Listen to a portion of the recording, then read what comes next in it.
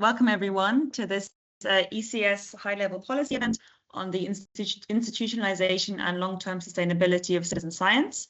We are really delighted to see so many of you here, and we're looking forward to a really interesting and exciting discussion on the topic.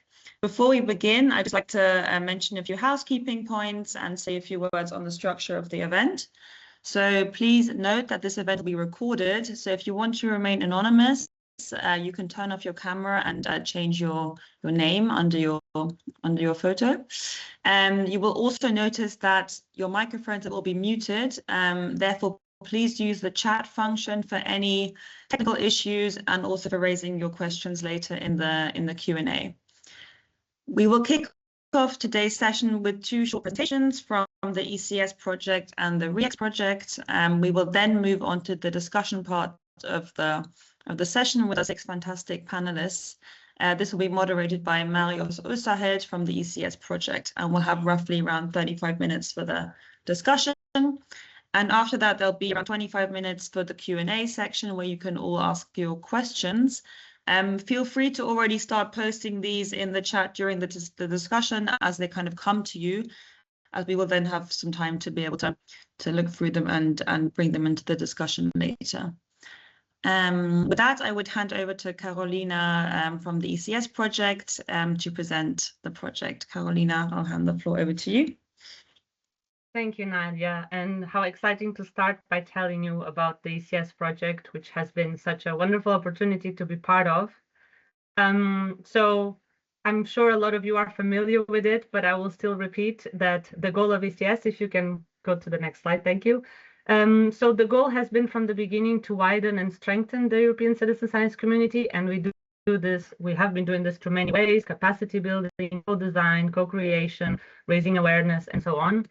And towards the vision, we have all been doing this together towards a vision of a more globally connected, inclusive, and strong citizen science community for societal change in Europe and beyond.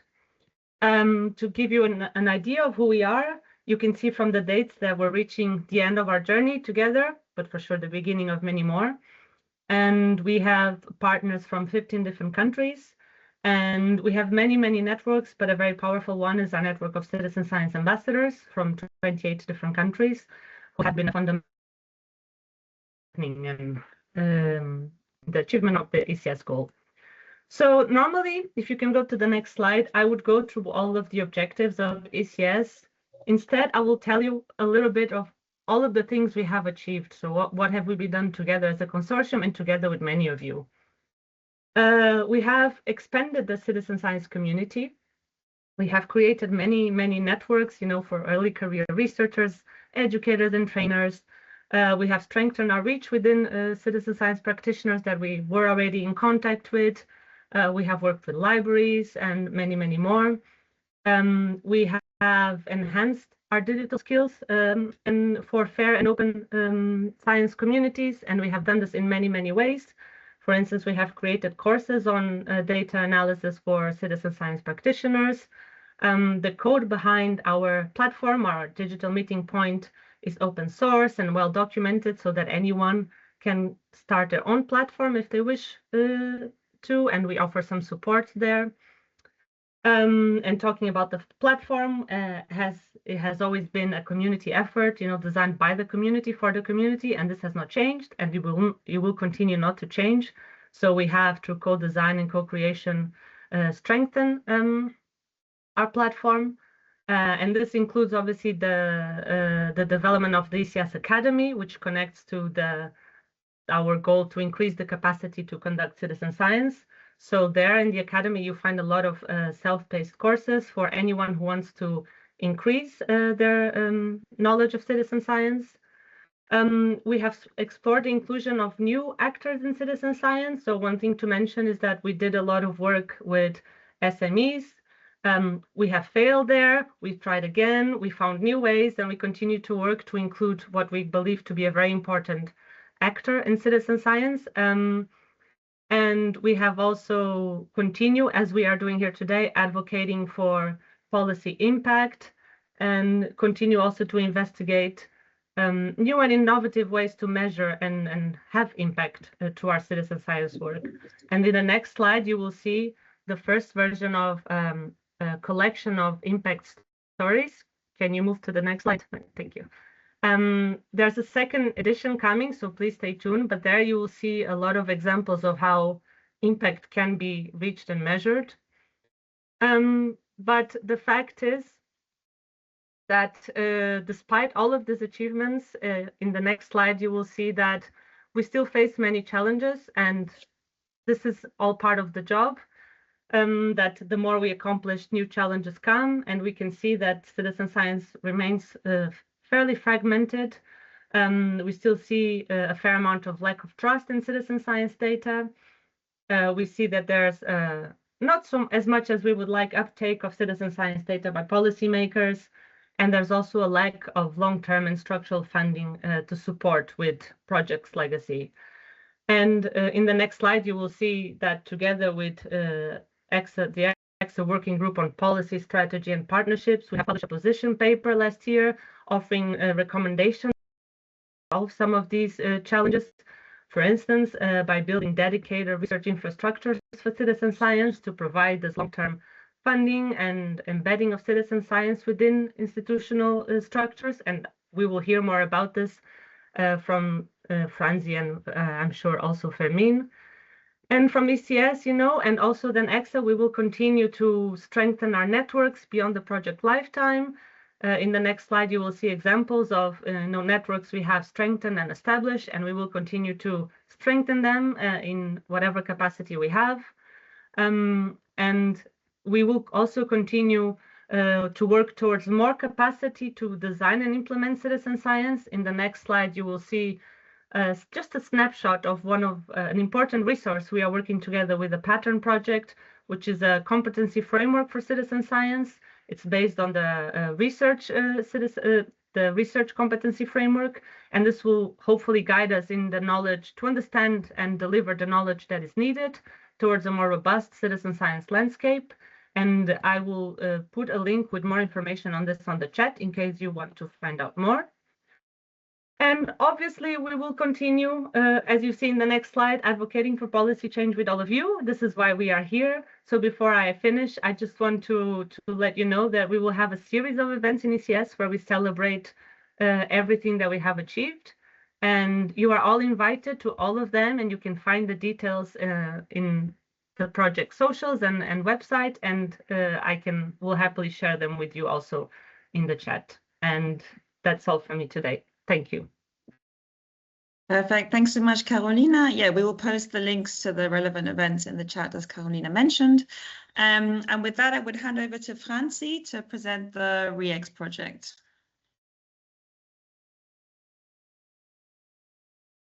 Good morning. Thank you for the opportunity to present you the RIECS project today. I will briefly go into why we actually need this project and then present an overview of it. And I'm Franziska Stressmann. I'm a project officer at ECSA. Next, please. So we have all seen, I think, over the last years or a decade that citizen science is not really longer a niche activity or peripheral to European research policy. We have a clear policy message. Citizens are not just beneficiaries of science, they're really contributors. This is mirrored in several policy. For example, the ESFRI recommends participatory approaches, European research area renewal calls for citizen participation, open science is mandatory in Horizon Europe. The EU missions actively involve citizens in shaping solutions, but while the recognition for citizen science has grown, really the structural support has not kept pace. So the question becomes, if citizen science is really central to Europe's future, how do we secure that? Where is the research infrastructure for citizen science? Next, please. So the European citizen science landscape is really vibrant. We have millions of citizens collecting across Europe biodiversity data, measuring air quality, mapping health and trends, etc. And Europe actually already hosts hundreds of citizen science projects and platforms and communities. But as Carolina said, and I'm really mirroring your message here, the landscape is highly fragmented. Data sets are often not interoperable. Platforms do not talk to each other. Methodologies vary widely. Funding cycles are very short. And the data stewardship really frequently ends when the project also ends. And as a result, the data that are collected with great care are not always reusable and do not end up in monitoring systems or policy frameworks. And this is not a participation problem. This is an infrastructure gap. And basically, without a stable backbone, citizen science really remains a project base rather than institutionally embedded discipline. Next, please. And research infrastructure exists exactly because of this. So they provide, just a brief background, they provide resources and services such as human resources, equipment, instruments. They can provide buildings, collections, archives, data infrastructures, or computing systems. They can be in one site, they can be purely virtual or distributed. And basically, institutionalization is not about control, it's really about sustainability, reliability. And it also means recognizing that citizen knowledge is really part of Europe's long-term scientific capacity. And with RIECS, we are looking into the S3 landscape in the future to hopefully have a very long-term stable infrastructure for citizen science for decades to come. And with our project and this future infrastructure, we obviously then also need to fulfill the S3 requirements, such as interoperability, scientific excellence and impact, clear governance, etc. Can you go next, please? Thank you. And this is exactly the ambition behind RIECS, as to provide a research infrastructure for excellent citizen science. And the project brings together 13 partners from 8 countries. And our goal, to say it very simply, is to build a strong foundation for the future of citizen science in Europe, with a focus on 3 major scientific areas: environmental observation, health, and climate change. And RIECS will not be a single platform. It will not be a top-down system. It's really a collaboration effort to design a federated and interoperable European backbone for citizen science. And what makes RIECS different, or its particularities among the other European research infrastructure, is that we put people at the core, and really the users and contributors are central. And we also recognize the resources and knowledge is contributed by citizens and communities all over Europe. Because of this, we will have to be transversal and also multilingual across Europe. Next slide, please. Thank you. And so basically the 3 main goals of RIECS are we will provide a technical feasibility study, we will map components, we will design the data and metadata models, we ensure an interoperability, and then we provide a strategic plan, operational and organizational pathways, basically ultimately to come to a clear governance framework for this future research infrastructure. And this is all embedded in an open governance framework from the beginning to really build this research infrastructure with the community, for the community, of course, also aligning with the major European frameworks such as EOSC, ESCRI, the Data Act, etc. And basically, RIECS will not duplicate efforts that already exist in European research infrastructure. It will connect all of them, hopefully. Next, please. And like I said, RIECS is really co-designed from the beginning. And throughout across Europe, we have 2 project phases, and each we run around 50 stakeholder workshops, engaging really thousands of people across Europe. And we are basically, for example, using user stories or others that we then translate into concrete functionalities. We're cataloging resources and services for the research infrastructure, and also, of course, then looking into the non-technical requirements. And by the end of 2027, we will deliver a conceptual design for this research infrastructure, a roadmap, and also hopefully a very concrete implementation case for this research infrastructure. And then with the hope of entering the S3 roadmap with a 2030 application. And next, please. And so basically, yes, thank you. So basically, institutionalization citizen science is not a technical exercise. It really is a strategic choice. And RIECS is an invitation to everyone, to policymakers, to funders, researchers, and to practitioners, all citizens, etc., to really do this together to help to design a long-term backbone for participatory science in Europe. And I really hope to hear from many of you. You are welcome to contact me personally, use the project mailing list, all of our platforms. We will post them in the chat. We really, really need as much input as we can get to design this future for citizen science. And with that, I thank you. Perfect. Thank you so much, Francie. And with that, we will now move into the discussion. I just wanted to briefly share the slide that's introducing our fantastic panel. So we have 6 panelists today. You can see their names and their affiliations on the screen. And with that, I will stop sharing my screen and I would hand over the discussion to Marius. Just a quick reminder regarding the Q&A, please feel free already during the discussion to post questions as they come to you in the chat, and we will then bring them into the discussion when we move to the Q&A section. Thank you so much. And Marius, the floor is yours. Thank you, Nadia. Just a quick comment on the panel. As you've probably noticed, there's a slight change in lineup. We had last-minute cancellations, so Margaret Gold and Rosi Mondardini can unfortunately not join us due to scheduling issues. But luckily, we have found 3 colleagues who were willing to jump in at very, very short notice, which we appreciate a lot. Thank you very much to Fermin and Nell and Dorte. Where are you? There. There's another person joining. So I think we can just jump straight in. I prepared opening questions for all our panelists in no particular order. This is completely random. So let's just get this conversation started. As Nadia already mentioned, please feel free to already jot down questions in the chat as soon as you think of them. So we can draw on them later on for the Q&A. So I'm just going to start with Kyle because I see him at the very top of my little panel of heads. Kyle, you are the head of communications at GBIF, which is the Global Biodiversity Information Facility. So you're an expert on research data management. I did a very quick keyword search yesterday in the GBIF database, which yielded 370 data sets that explicitly mention citizen science, many of them with a really impressive number of citations. So I guess it's fair to say that even just being included in this GBIF database really increases the visibility of citizen science data.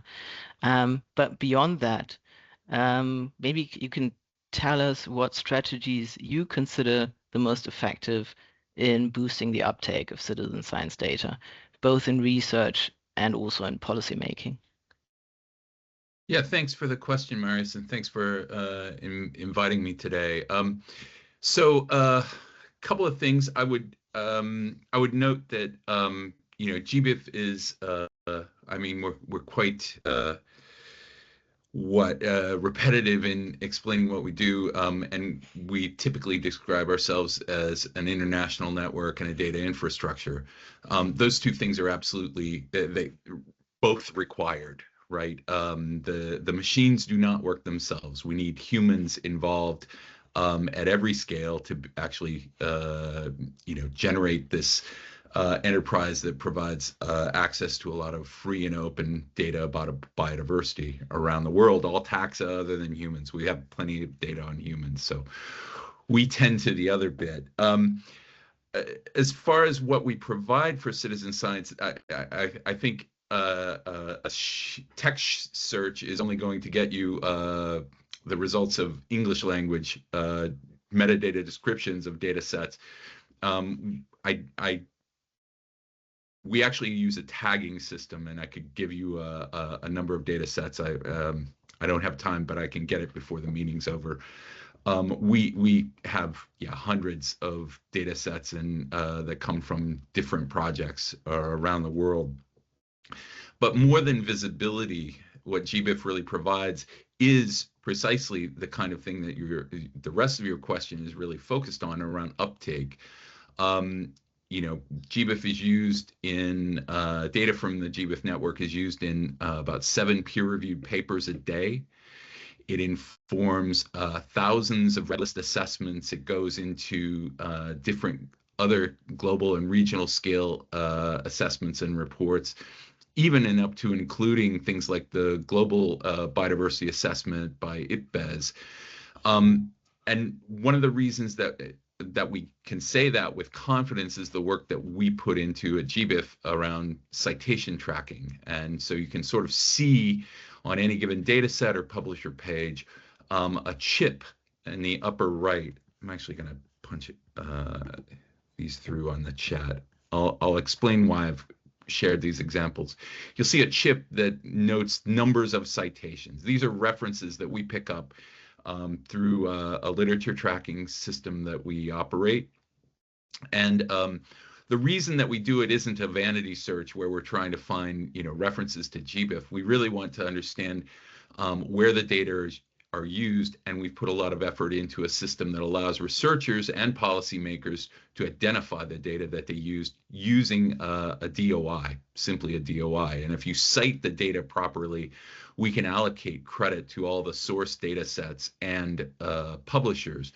So any citizen science project that is sharing data into GBIF, we can actually see the things that the authors claim to have used data from those projects in their research, because we unpack all of those references and make those publicly available. So that's a really basic way to not just increase the uptake or increase the visibility, but to describe it and document it. And I think these are things that aren't particularly well known among many data publishers as a sort of resource that is readily accessible to them. I would say it's not readily known maybe to the ECS project. The two links that I shared are with a small citizen science project focused on arthropods in Hungary.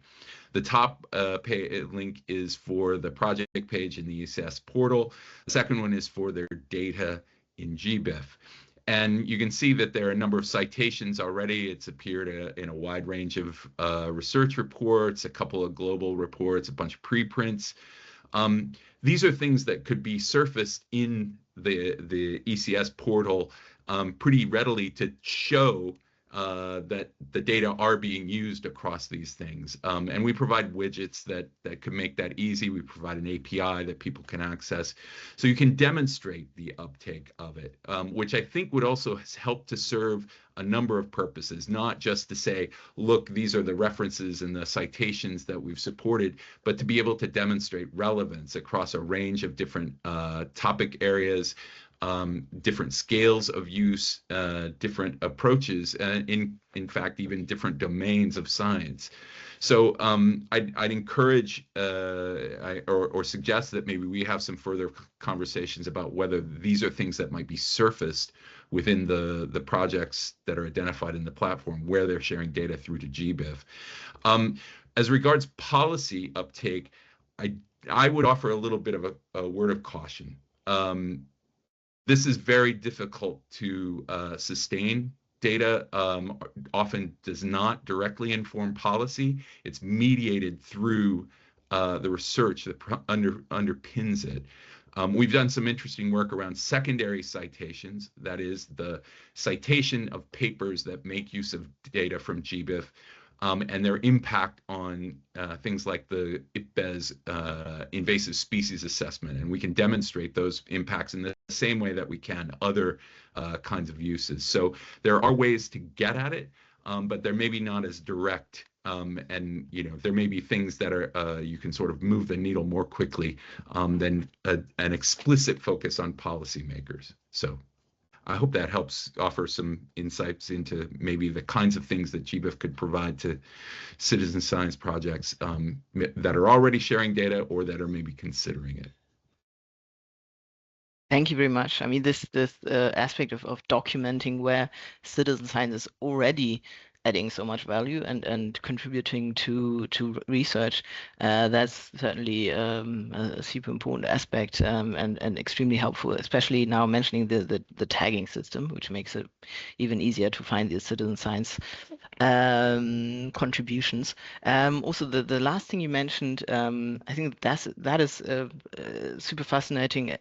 Also in this whole policy context, because that's often very difficult to track, right? To find where research informed by citizen science has then in turn shaped policy documents, strategies, even decisions. So I'm very excited to hear more about that, maybe later on. For now, I'm just going to move ahead to the next panelist so we can bring everyone into the conversation.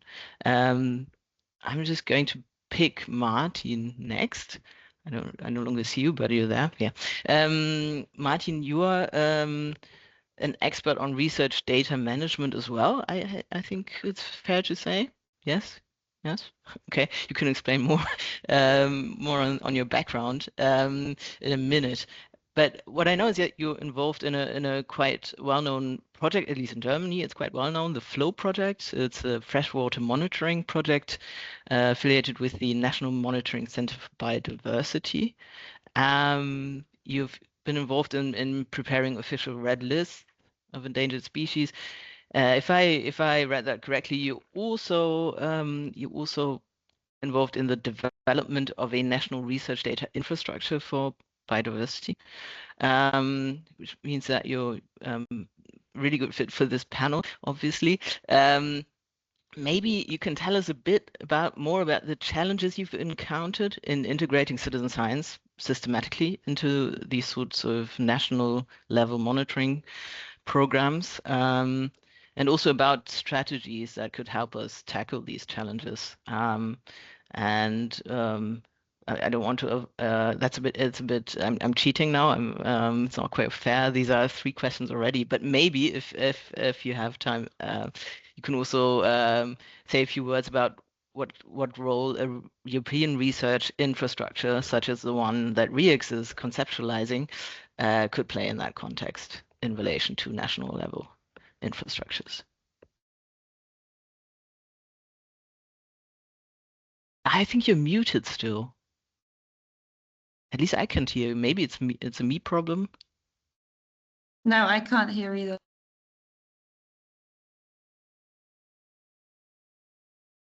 No, sorry, there seems to be some kind of problem. Maybe if you unplug your headphones for a bit, maybe unplug and replug. No.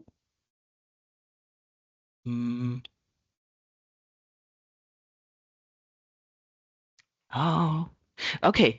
How about you try to sort that problem out, and I just ask the next person on the panel my opening question. That would be Fermin. Fermin, can we hear you? Can you quickly say something? Hi everyone. Good morning. Yeah. Perfect. We can hear you. Fermin is one of those people who agreed to join last minute. Very happy to have you.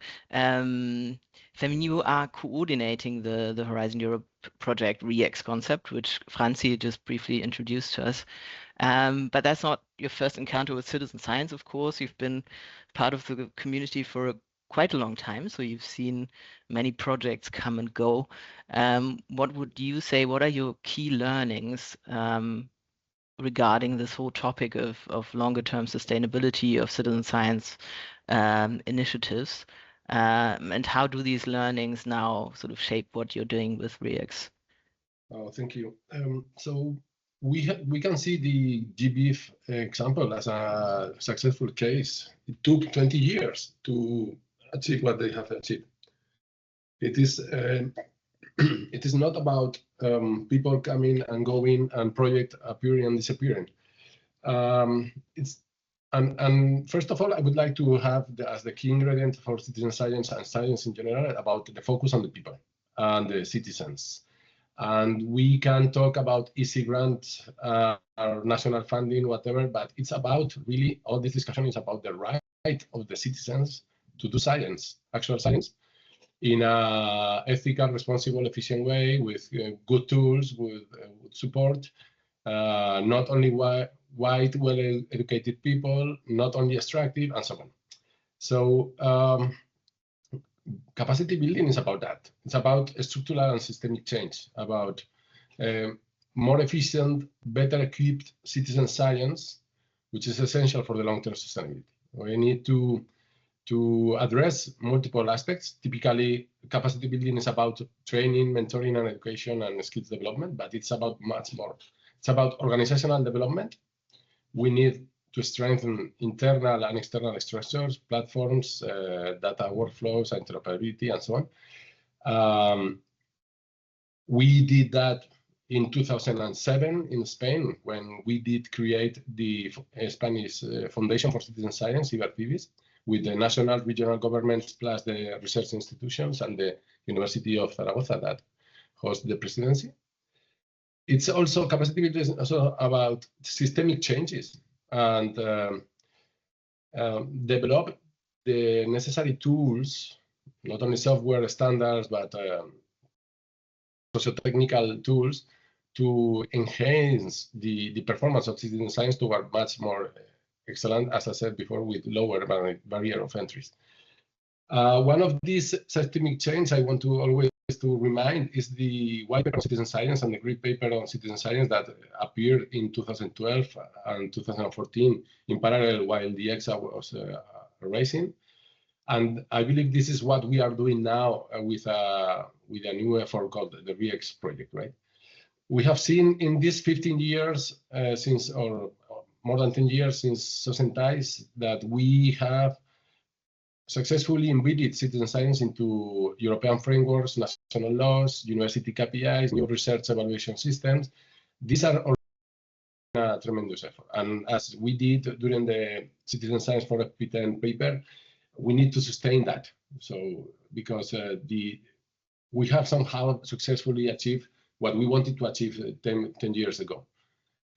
This is one specific call that we will have during the ECSA conference, this aspect. Also, capacity building is about identifying current gaps and deploying strategic growth for the ecosystem. That in 2015, we identified the lack of observatories in multiple countries. In 2017, we deployed the European portal, which is currently citizenscience.eu. And these are facilitating the sustainability of projects because of visibility and clustering and common sense of behavior of a given community. But we need to go further, right? We need, and getting back to GBIF, to perform silo-breaking partnerships across scientific domains with different network levels for mutual collaboration, with recognition, support. I believe that you, ECSA, and your working groups are working well on that. We did have the successful example of citizen science, the cost action for citizen science 5 years ago. And now, let me close with the aspect of capacity building. And we are currently proposing a renewed energy to strengthen the capacity of technology and software development at tech providers in the citizen science landscape. And we are waiting for a cost action that we submitted last year. Hopefully we managed to run that. But so again, it's not only about capacity building and sustainability, it's not about the skill development, it's about systemic change. And I believe it is happening. Europe is playing a leader role at that level in the world. Thank you, Fermin. I mean, that's a fairly hopeful and positive assessment overall, right? You're saying that we're kind of on the right track. We've achieved quite a bit, and now it's about making sure that we don't lose momentum, right? We don't lose the achievements we already have. Martin, have you been able to troubleshoot your audio problems? At least I tried. Can you hear me now? Yes, we can hear you. Hey, great. Wonderful. Do you still remember what I asked you, or shall I? Quick test? Honest, no. Yeah, maybe I can try it. If I miss something, then I can. You can just jump in. Thanks first for the invitation, and luckily that it works now. I was actually quite happy to be asked after Kyle, because we actually working quite a lot with GBIF, and we try to push actually a lot of citizen science projects towards GBIF. And here is like, maybe give a bit of a background. I mean, my expertise is in analyzing citizen science data, and I'm mainly talking about species occurrence data, which is, I mean, probably just one little part of citizen science data, which also just fits to the GBIF context, I think.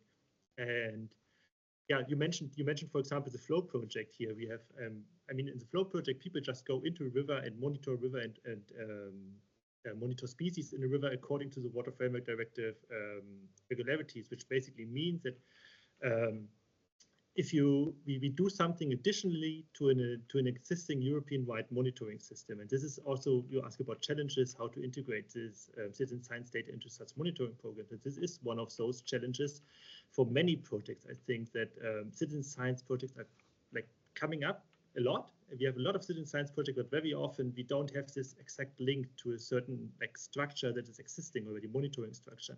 And here it very often fails. I mean, we have the problem, we talk a lot to federal agencies here in Germany, and yeah, they ask us, okay, you're collecting nice data, and but what should we do with that? How can we use it? How can we integrate it? And they want to have a they want to have it ready. They want to have it with one click. They want to use it in their reports in the best case. So they want to have validated data, good structured data, good metadata, and so on and so forth. And if there comes an additional effort in cleaning or whatever the data, they just don't use it. I mean, this is how it is, because they just don't have time. You know, they have their own tasks to do, and they just not ready to use data. And this is also something where we maybe come back to, you also mentioned the National Research Data Infrastructure on Biodiversity, which we try to build, and you're also talking about the European Citizen Science Center. And I mean, we are, at least for the German context, and I can talk pretty much about the German context, we are a step before that. I mean, with the National Research Data Infrastructure of Biodiversity, you can clearly see that we have for most of the biodiversity data in Germany, and 70% of all biodiversity data in Germany comes from citizen scientists, actually.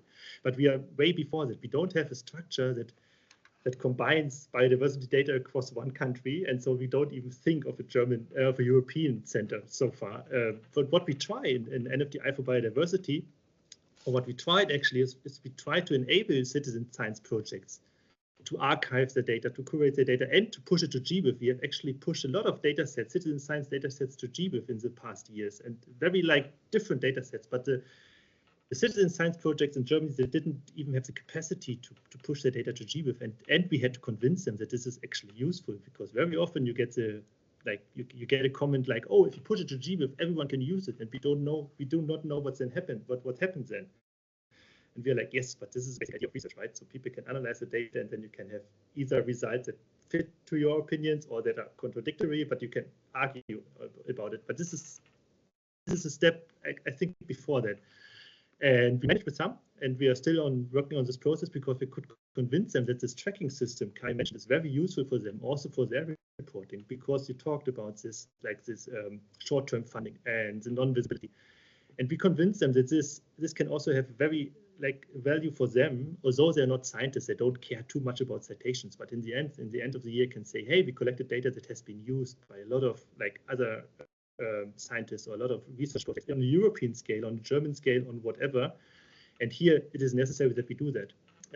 Yeah, this is, I think, in this way, I think I very much agree with Kai. This is one very important step to bring more visibility to citizen science data. The other one would be to integrate it very closely to existing monitoring schemes. And then, even then, we talk to the federal agencies, and we hear that, yes, but the data is not validated, and we are not sure if we can use it, because, I mean, there's a German term, and can't translate it correctly, but in Germany it's data, when a federal agency uses data, it has to be gerichtsfest, which means if you have a lawsuit or something, the federal agency has to prove that this data is correct, whatever that means. And that's why they very often don't use the citizen science data that much. Although we have citizen science projects, they are crazy experts in it. You know, they know species by heart, and it's just compared to every other scientist, I mean, they just know some groups perfectly fine. And this is what we also did in Flow. So we published paper on data quality, compared citizen science data to validated data by experts. We call ourselves scientists, we are experts, although I see that citizen scientists sometimes way better. And we can show that this data, that this fits pretty well. And so also the conclusions drawn by this data are totally valid. And this is something I think that also needs to be done to bring citizen science more, at least in Germany. I'm not sure how it is in other European countries, but in Germany, this is a real important thing to show that this data is, although it's called citizen science, it's very in a lot of cases, and we do also a lot of training, it is very good data that has a certain value, and the conclusions drawn by this data are also important, also for policy and for monitoring. Yes, and I'm not sure if I answered all the questions, but at least I tried. Absolutely, thank you very much. I was briefly kicked out of the meeting, but I think I didn't miss too much. I think one really important aspect that you touched upon is this issue of capacity. I mean, the data users, the federal agencies, they want a perfect finished product, sorry, right? They want this perfectly validated, cleaned up data because they don't have the capacity to do that themselves. The citizen science projects also usually probably don't have the capacity to invest a lot of time and work in preparing that data to such a high standard. So what is needed is this kind of intermediary, right? That helps out and that kind of fills this gap, and maybe that could be something that research infrastructure could also support potentially. In any case, a really interesting aspect. I'm looking at the time, and I think I have to speed up a bit. I'm very sorry. We don't have that much time overall, so we have to keep things a bit concise. Who am I missing? Dorte. You also joined us at very short notice. Thanks a million once again for that. I mean, it feels a bit silly to even introduce you. You're the managing director of ECSA, the European Citizen Science Association. Most people here probably know you. You also, as managing director of ECSA, in a kind of unique position to overlook the entire European landscape, European citizen science landscape. And looking at that European citizen science landscape, what would you say are key barriers that right now prevent us from really fully embedding citizen science in research and policy? I mean, what kind of structural changes do we need? Mostly at the European level, I would say. You represent ECSA here, or in other words, so yeah, what needs to change to make citizen science a stable, really fully recognized element of the research and innovation system that is here to stay, basically?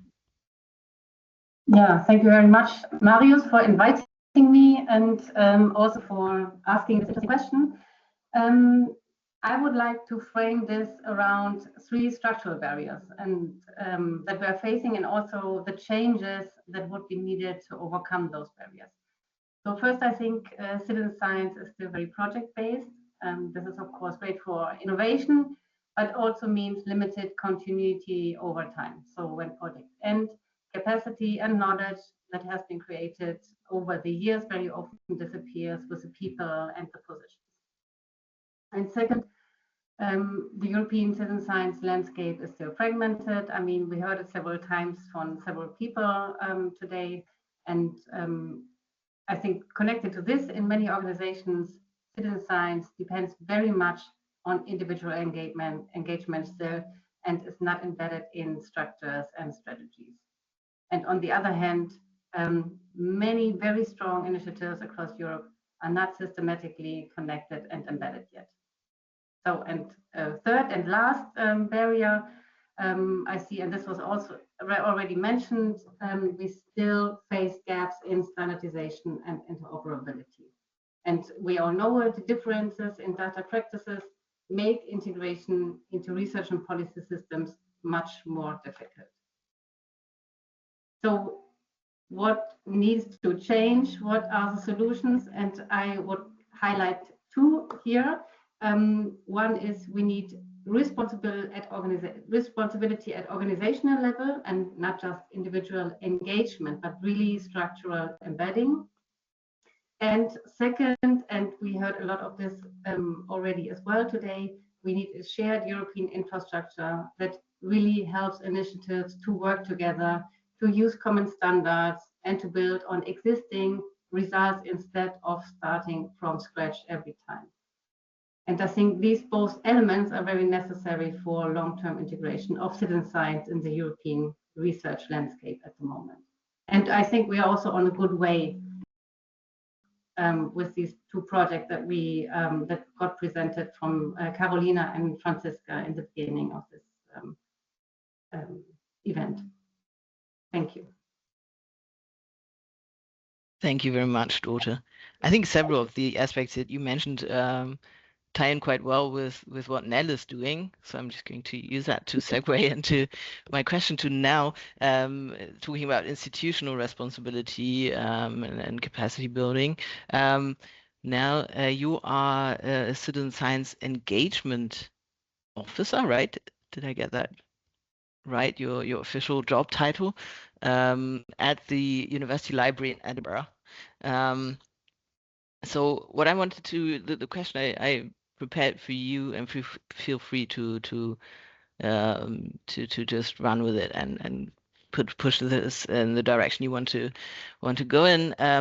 But what kind of support do researchers that are interested in maybe starting a citizen science project or have just started or are already running one request from you, and what kind of support and also resources do you need in turn to fulfill that role?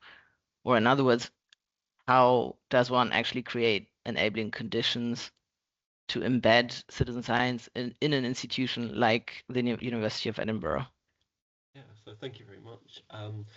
One thing I'd just clarify for people is that my job title is obnoxiously long. It's actually Citizen Science and Participatory Research Engagement Officer at the library. But that's because if I use participatory research, it just means citizen science. Yeah, one of the unique things about Edinburgh, it feels like, well, not completely unique, is that we tend to do very high participatory small-scale citizen science, so 20 to 30 participants, but they're involved throughout the research process, and we're often looking at social sciences and medical sciences as well. We do some big crowdsourcing projects like the ones that have been discussed, where we're kind of getting people in to do kind of collecting the data and so forth, but often it is that other end, and often the data is qualitative rather than quantitative in nature, so the analysis might be of a different form and this way you share the data.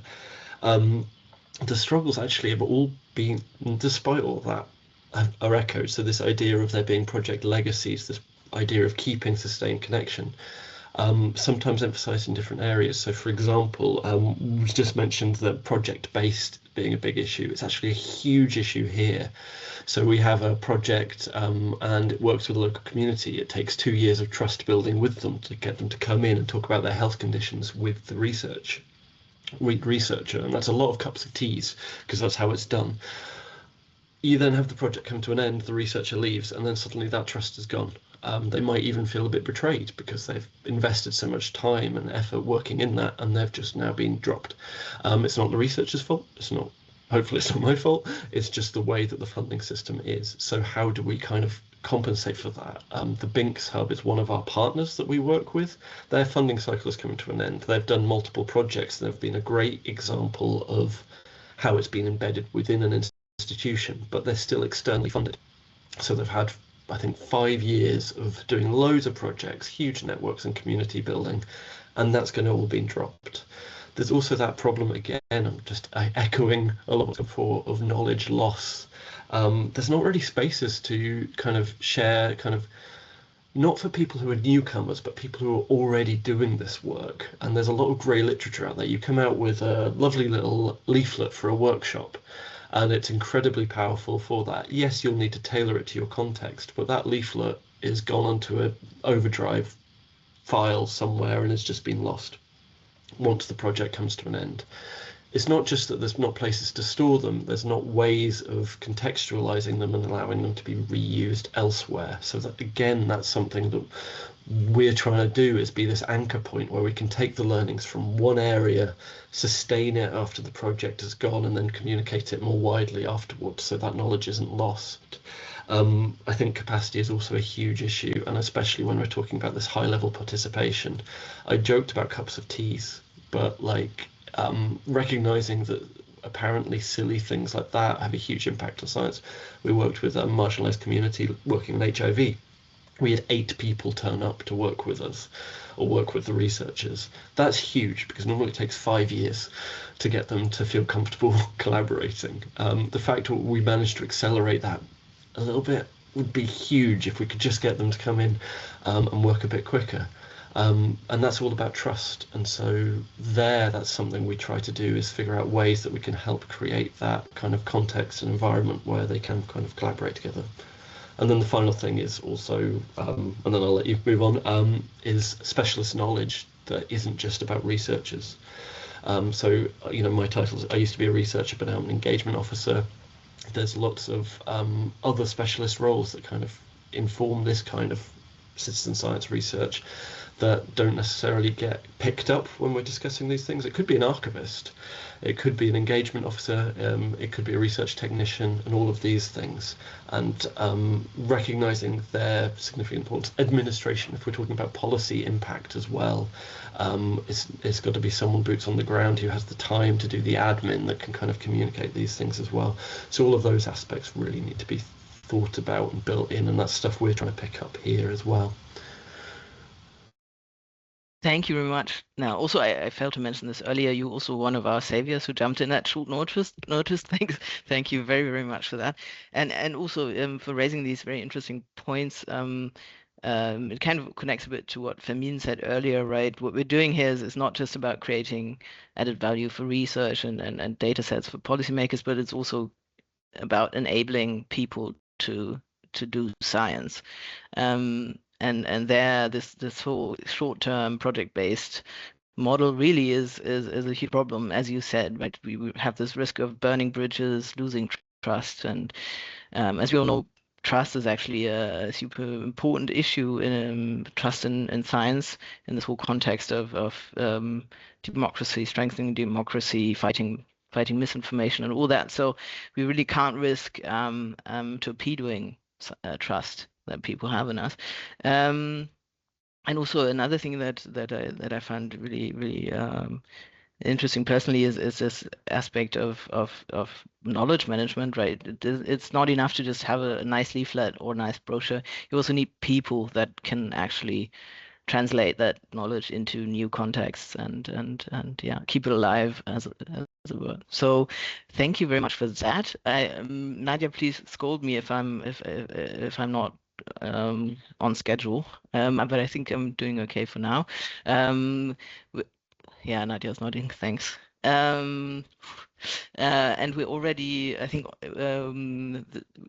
moving to the final person on our panel, Georgios Papanagnou from the Directorate General Research and Innovation of the European Commission. Here, once again, it's not quite fair. I have so many questions for you that I've kind of tried to bundle into one, but you can just pick and choose. So what I want to ask you is, what funding mechanisms or models would you say show the most promise for supporting citizen science initiatives in a more long-term sustainable way?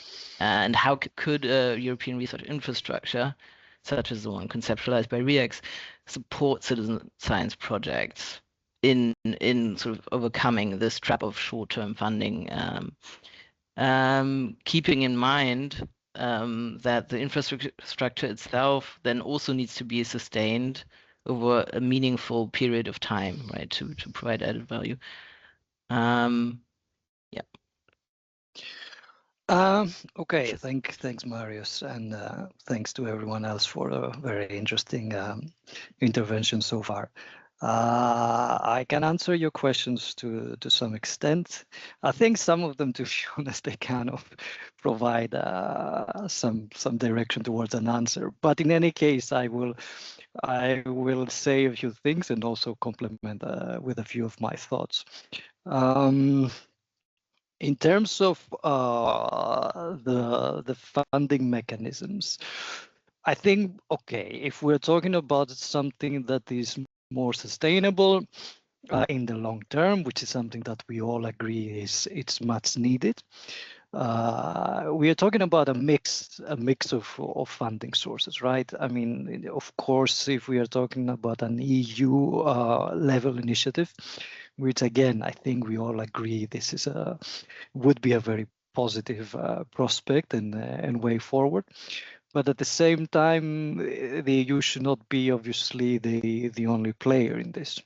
So there would be a need, or in any case, the possibility or a fruitful way to go about it would be to have member states as well in this kind of endeavor. So that is the short answer. And then if that trickles down in a discussion on how can this enable or influence or open the way for activities at a more local level, there you would have even greater mix of resources, bringing into this also private resources, private organizations or NGOs or regional local bodies. The role of museums is very important. Of course, we shouldn't forget that, etc. So, but yeah, if we are talking about the EU level, I think, yeah, the source of funding, the European Union, the Commission has a role to play, of course, a key role to play. But if we are talking about an infrastructure in the way that we understand it currently, then eventually this should also be a collaborative endeavor. Now, your second question was on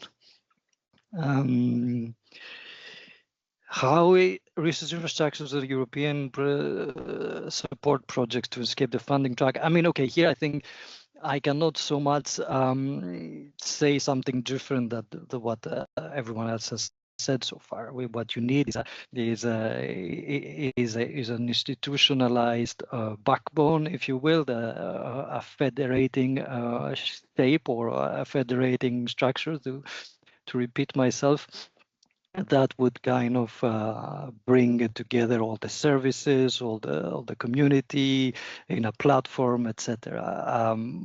I think it has been described. We know the challenges, we know the barriers, we know the project trap that exists.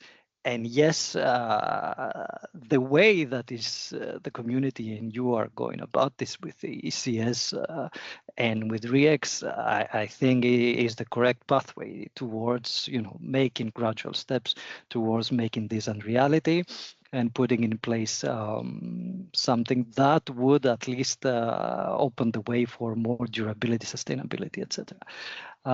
Now, I would also like to refer to some other things. In this sense, I take the opportunity to remind the colleagues here what we are doing at the same time to support these endeavors, other than the projects that you mentioned. I mean, I don't know how much aware are the colleagues here, but of the ERA policy agenda and its structural policy on in enhancing trust in science through citizen engagement, which of course includes citizen science as a key aspect. And I think it is important that we have managed to continue having a reference in this policy document for the ERA on this, and that will also, kind of attract the policymakers and the stakeholders that operate in this field and inform their thinking to some extent. And I would, say that you can also be part of that endeavor. There is a group of contact points. Actually, the co-sponsors of this in terms of member states is Germany and Sweden. So you would have, especially in Germany, some interlocutors that would be not so difficult to reach. And one of the objectives of this community of contact points working for the structural policy, one of its objectives is to kind of put together a community of practice on the issues of citizen engagement in R&I, which is a wider chapeau, but which, of course, as I said, has a key element in research in citizen science. And at the same time, I mean, we exactly aiming to bolster a bit the capacities and the thinking and the policy maturity on these things. We have on these issues. We have in the work program an area exactly calling for more policy solution and recommendation in terms of how we can actually make citizen science part of democratic governance and policy making.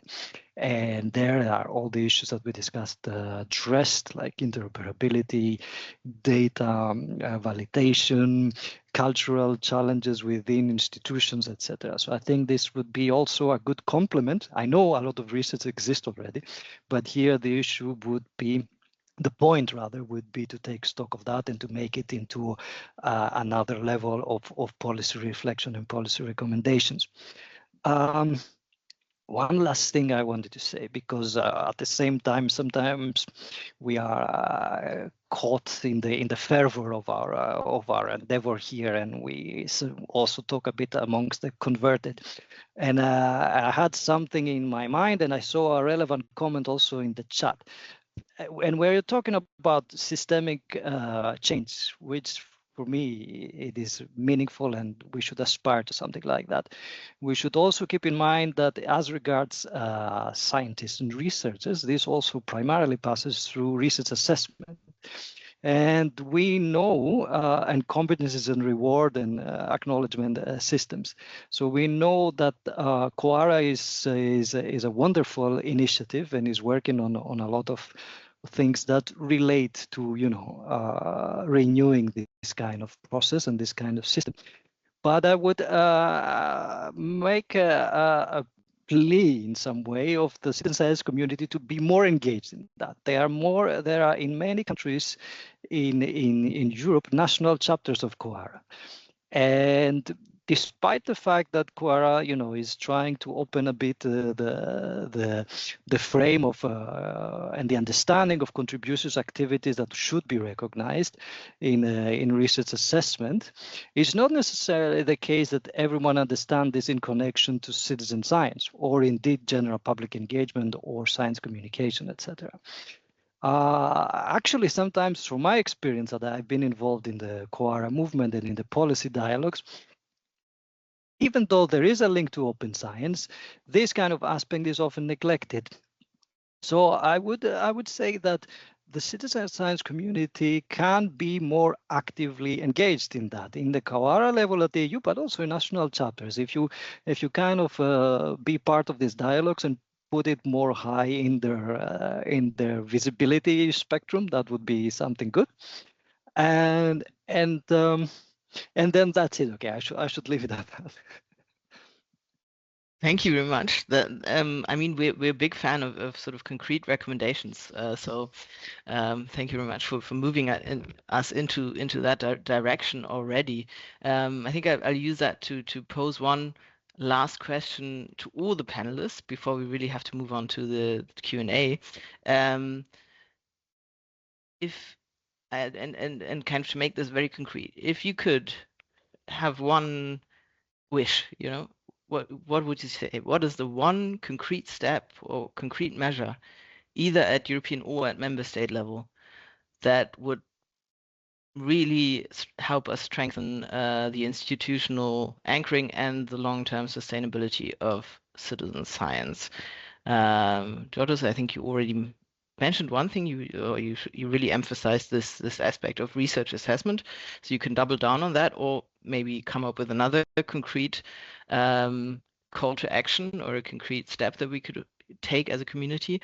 And all the other panelists are also very welcome to chip in. Please make this very concise, really just this one measure that you think would be crucial.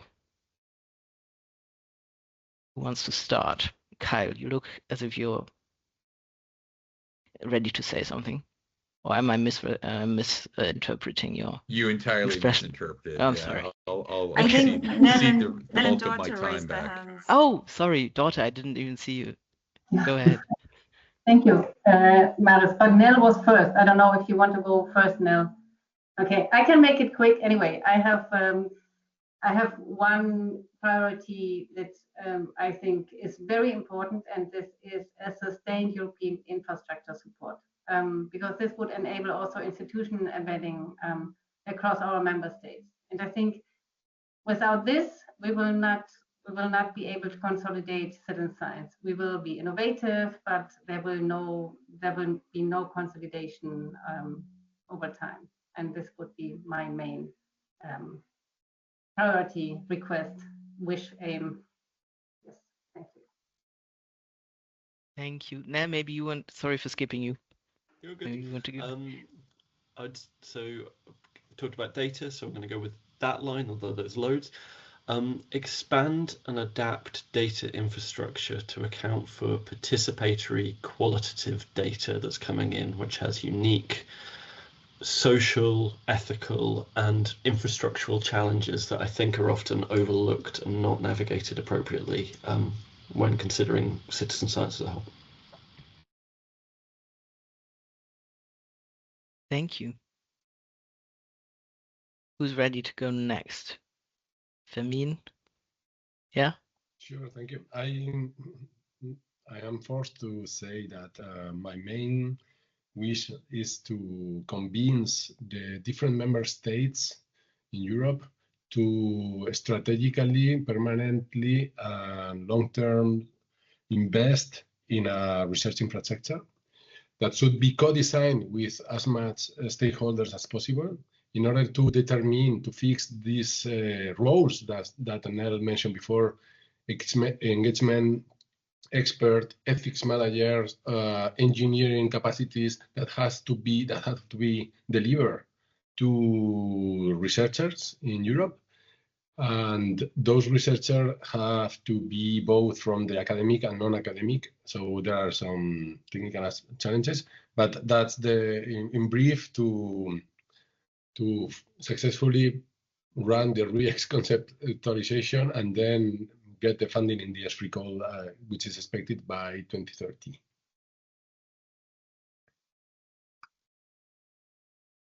Thank you very much. 3 people left, I think. Any takers? Also, this is not school. I don't want to put you on the spot.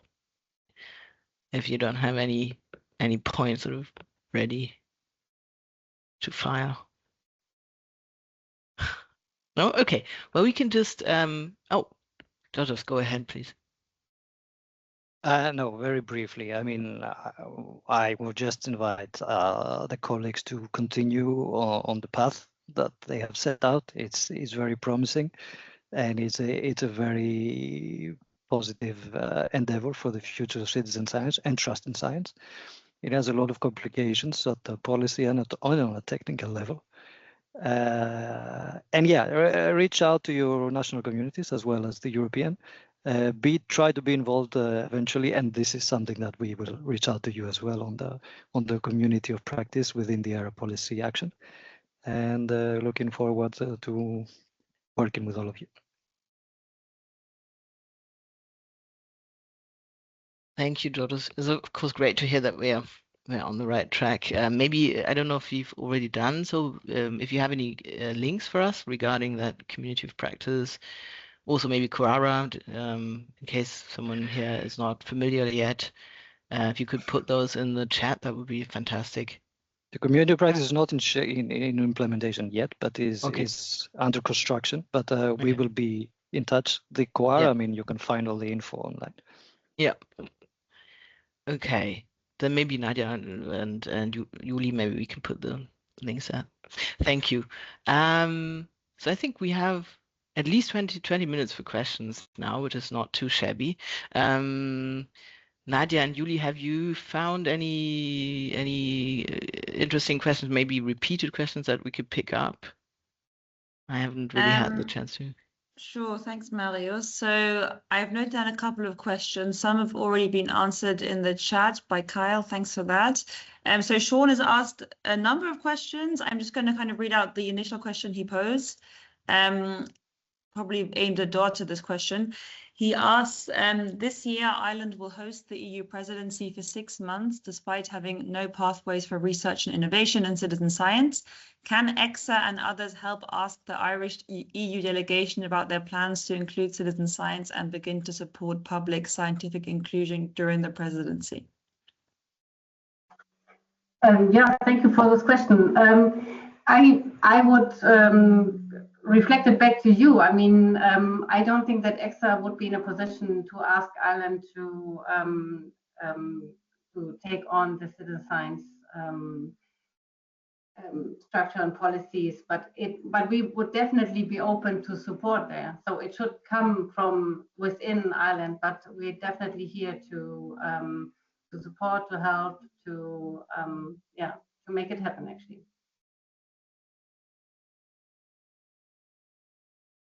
Fermin, you want to add something? Yes, we are working with the Lithuanian government for their presidency, expected to happen in 2027.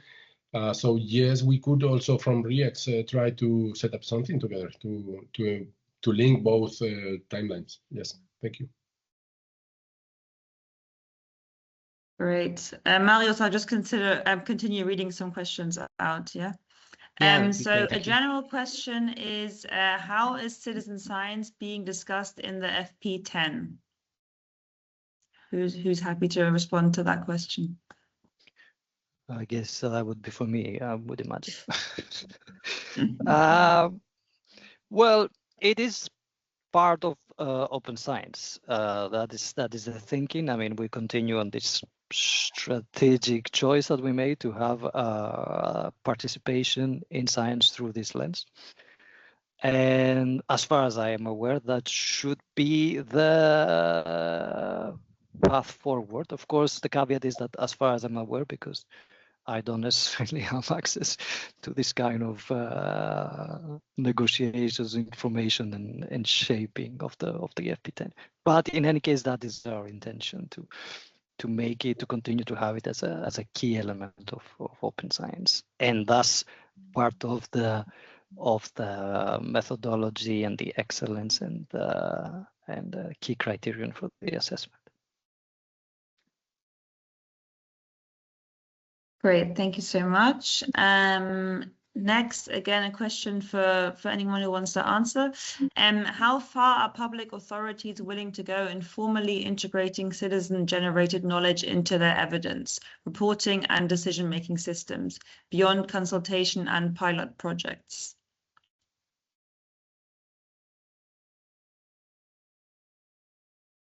Any takers?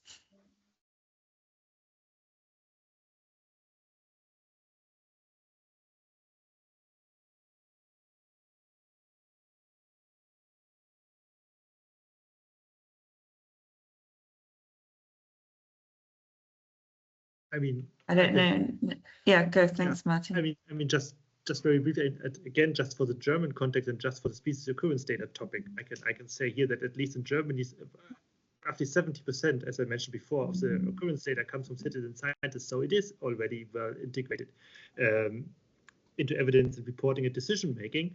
But somehow it is the problem is kind of before that, because the citizens are producing a lot of knowledge and producing and each federal agency, at least in Germany, has its certain citizen scientists that produce validated knowledge, and they just trust them. And if they fall apart at a certain point, there's nothing that comes back, basically, and then they don't trust anything else. So they have very specific connections to the citizen scientists, and they're also very scared in losing them. So this is also why they don't publish, for example, data they use for their reporting and so on and so forth. So this data is it's a very fragile system, and it's not very accessible from outside, and it's also not very sustainable in the end.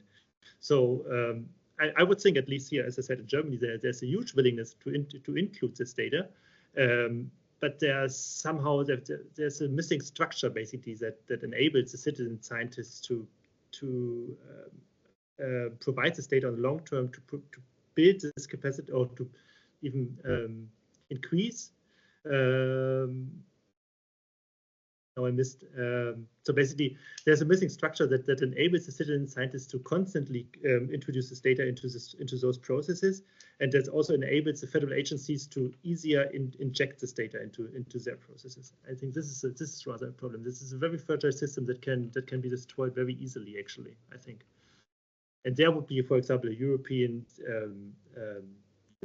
research infrastructure for citizen science. This could be something that could actually help there, also on the national level. As I said, we try to build this with an NFDI for biodiversity on a national level, but I mean, of course, there can also be a European part in that, and then that tickles down to the member states, basically, I think.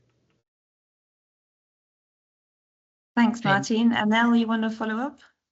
Yeah, so I'm not sure if this will fit or not, but one of the challenges we've had here is, the same one of getting our impacts into policy settings. But one of the things the Scottish Government has done some work on is participatory policy. The problem is it's often seen as a parallel strand to participatory research. It's not while it's using the same kind of approach, and what we'd look at it and go, isn't that research? Aren't you just doing research from your side? Bridging that gap and kind of breaking down that wall between what we'd call hard research and what they're doing as they call consultancy, or reaching out in those kinds of ways, and looking outside citizen science and seeing how in policy the same patterns are emerging of this kind of level of participation, I think could be that gap filling exercise and could really support bridging between the two. And there's something we're working on as well. How can we get our researchers, our participants, to work with directly with the government officials who are in the council, who are already doing the same thing but calling it something different, and then we have a much more direct pathway into impact for the research that's actually already occurring.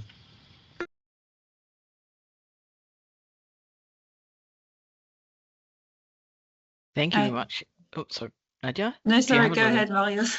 No, I mean, it's not important. Do you have another question? We're running out of time anyway, so if you have additional questions we want to get answered, that should be the priority. I have two more questions in the chat, both directed at Dorte actually, but obviously anyone else feel free to pitch in. So the first question is, what is the relationship of citizen science with research assessment frameworks like the Coalition for Advancing Research Assessment, COARA, in the EU? Maybe there is a pathway there where integration of diverse research outputs are recognized for the career development of researchers. Yeah, thank you very much. I mean, Georgios said it all already, and he made a call to us, to all of us actually, to engage more in COARA. ECSA is a member in COARA, and we are definitely supporting it. I think this is very crucial for institutional embedding and also incentives for research on using citizen science. Perfect, thank you. And the next question that was also directed at you actually, to what extent has it been explored whether the members on this call, I assume this is referring to the call that Irina shared in the chat, which is the ERA call for proposals on fostering citizen engagement for more responsible and democratic research and infrastructure. Yes, so what extent has it been explored whether members on this call would be willing to join such a common European platform and place their trust in it? Okay, this hits me cold. I'm not sure. I would have to look at the call. Maybe someone else can answer this.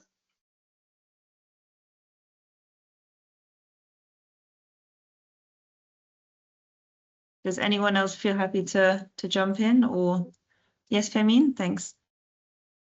I didn't hear well the question, but we are preparing a consortium which is not fixed yet.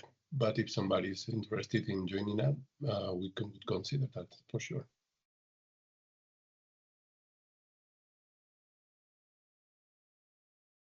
Thank you. Let's see if I've missed any questions. I just sort of see a comment/question from Lucas saying, following up on someone should do something. How can we ask others to trust us if we do not back up our words request with action? Food for thoughts. Thank you. Thank you, Nadia. I think it's also fair to move to the Mentimeter now. That will give us some time to actually read the questions and think about answers. So yeah, Nadia, that you'll share the screen, right? And guide us through this exercise. It would be fantastic if you could stay for just 2 questions. Won't take long. Would be super helpful for us. Thank you. Yeah. Okay, so you should all see the screen loading. So you can scan the QR code on the right, or use the passcode at menti.com. Otherwise, you see the code at the top.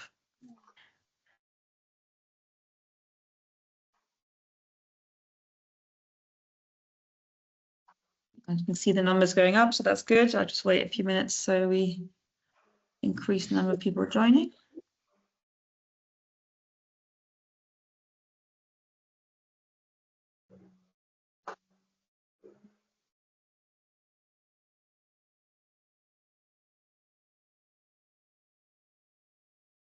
Okay, I'll move on to the first question now.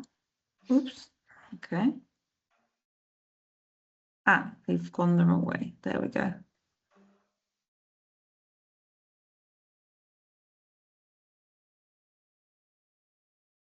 So you should be able to vote on this question now.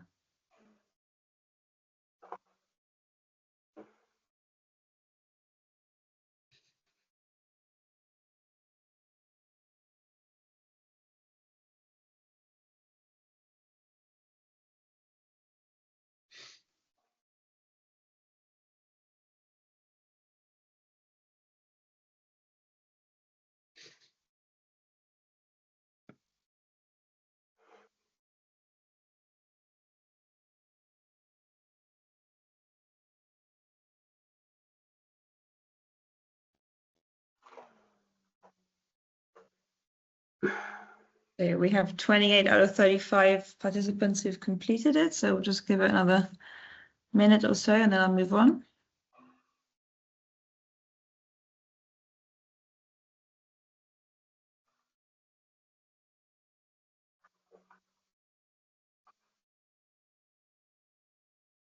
Okay, I'll move on to the next question where you can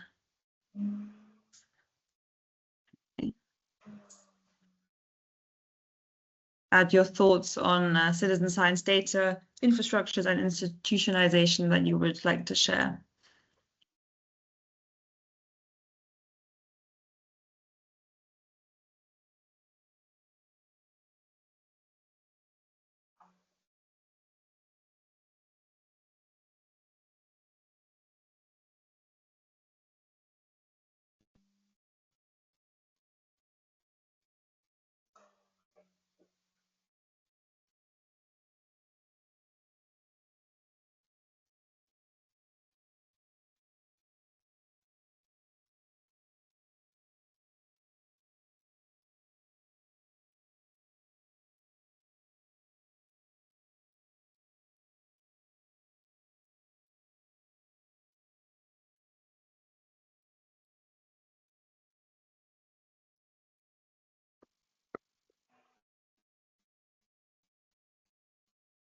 Yeah, there seems to be agreement that we definitely need it, and it's a fundamental component. So that's good to hear.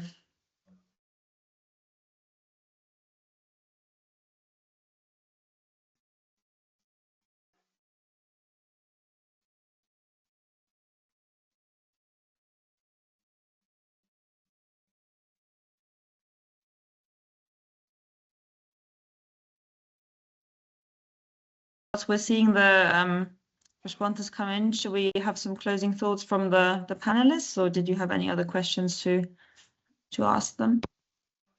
I don't have any other questions. I mean, I just see that there's a potentially a consortium forming in the chat of this meeting, which is a fantastic outcome, I think. I was wondering, do we have a link for that democracy gap policy brief in the chat? That could be really interesting for many of our participants. So maybe we can get that link.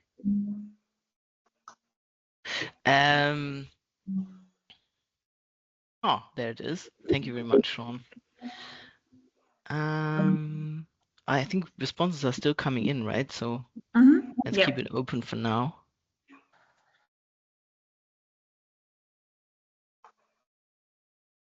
Also, I mean, I admit I got a bit lost scrolling through the chat. So if anyone had a super pressing question that we have missed somehow that hasn't been addressed, feel free to share it again now. I think Yuli was also monitoring, so we should have covered everything.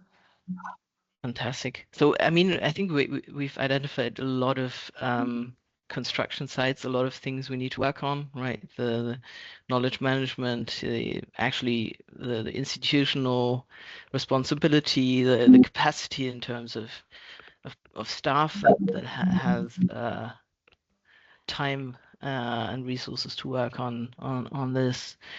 We've talked about interoperability, so rather technical aspects, about making sure we don't lose trust through sort of short-term project logic. So many very important aspects that we will continue to work on with support from the European Commission and also hopefully national funders. Is there still movement here on Menti? Seems so. We can also, Nadia, can we leave this open? Yeah. So people, Absolutely. okay, perfect. So people can actually, if something comes to mind, you can still contribute, at least for a day or so, right? Well, I think we're pretty much through with our program. Thank you very much to our presenters and of course to our 6 panelists, and to all the participants for taking the time to join this event. We'll, as always, we will put the recording on the ECSA YouTube channel. So in case you missed anything, you can rewatch it. You can also share it with colleagues, of course, that would be fantastic. And hopefully we'll see you again at another ECS event, or maybe even in Oulu. In any case, we're looking forward to working with you in the future. Thank you so much, everyone. Thank you so much for joining. Have Have a a lovely nice afternoon. day. Bye, thanks. Bye-bye. Bye. Thank you.